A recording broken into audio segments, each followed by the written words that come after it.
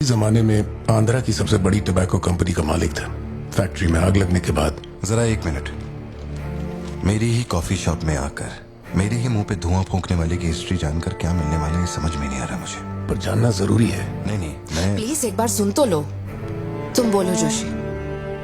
Anthony दास का एक बेटा था, लियो। हाँ तो लियो दास। लेकिन अफसोस उसके नाम के अलावा मैं कुछ नहीं जानता। कुछ लोगों का मानना है कि वो कोई बहुत बड़ा कांड करके मर गया। कुछ लोग कहते हैं कि वो आज भी जिंदा है। वो सबको बेवकूफ बना सकता है, दुनिया को बेवकूफ बना सकता है, लेकिन अपन को बेवकूफ नहीं बना सकता। और सच कहूं तो इसकी शक्ल उससे मिलती है।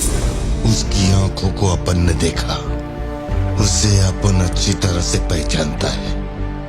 वो वही है। पार्थिबन, तुम एक ऑर्फनेज में पले बड़े ना?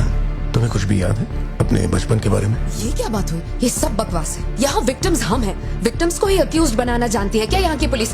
चलो चलते पार्थिबन। जरा एक मिनट सत्या, एक मिनट रुक जाओ। जोशी, तुम मेरी फिक्र करते हो इसलिए ये सब पूछ रहे हो, मैं जानता हूँ। लेकिन होश संभालने से 20 साल की उम्र तक मैं सत्यम मंगल ऑर्फनेज में ही पला बड़ा हूँ।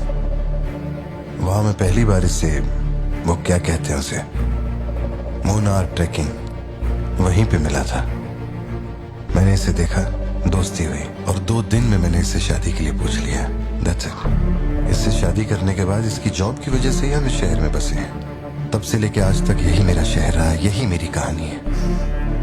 वो सब भी साउथ से ही आए हैं पार्थिबन, काफी दूर से, बाय रोड। अगर वो तुम्हें यहाँ ढूंढने के लिए आए हैं तो कोई तो बात जरूर होगी।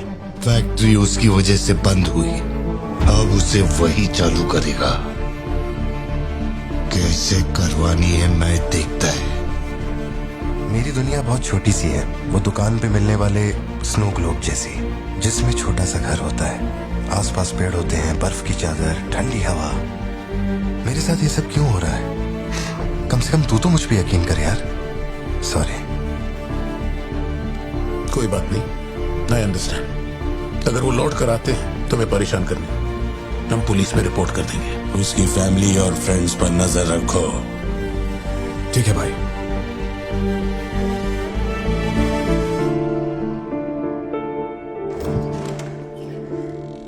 ऐसा लगता है हमारे घर पे कोई नजर रखे हुए है सत्या।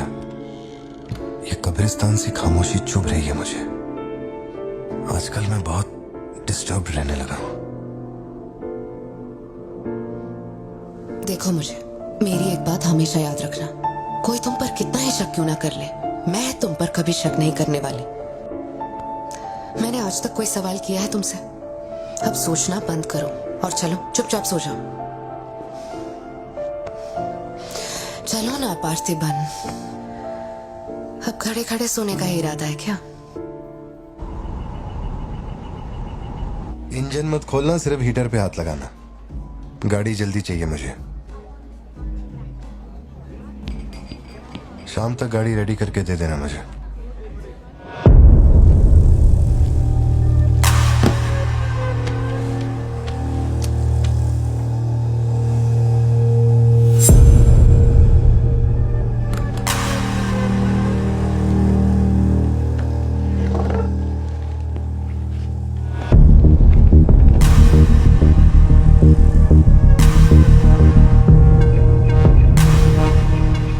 तुमको कुछ चाहिए क्या?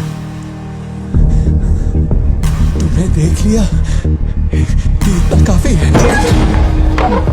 जिस गुस्से में मैं हूं उस गुस्से में झापड़ मारा ना तुझे तो मरते दम तक साइड से ऐसा लगेगा जैसे मुस्कुरा रहा है। निकल चल।